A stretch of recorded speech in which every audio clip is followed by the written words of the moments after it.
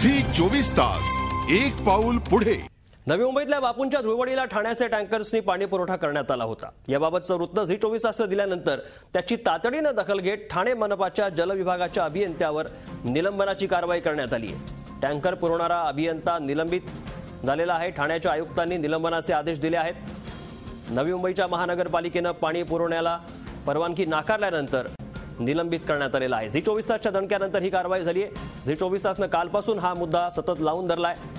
काल नागपुरात ज्या पद्धतीनं पाण्याची नासाडी बापूंनी केली धुळवडीच्या नावाखाली, आणि आज पुन्हा नवी मुंबईत देखील हाच प्रकार घडला। आजच्या नवी मुंबईतल्या धुळवडीसाठी पाणी पुरवणारा टँकर पुरवणारा अभियंता त्याला निलंबित करण्यात आलंय। परवानगी न घेता धुळवडीला पाणी दिल्याबद्दल या अभियंत्याला निलंबित करण्यात आलेला आहे। ठाण्याच्या आयुक्तांनी निलंबनाचे आदेश दिले आहेत।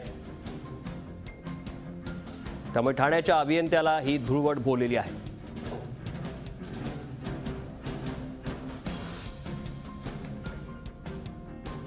आसाराम बापूंनी काल नागपुरात लाखो लिटर पाण्याची नासाडी केली होती धुळवडीच्या नावाखाली। त्यानंतर सर्वांच्या नाकावर टिचून आज पुन्हा त्यांनी नवी मुंबईतल्या ऐरोलीतल्या पटणी ग्राउंडवर पुन्हा एकदा धुळवड साजरी केली।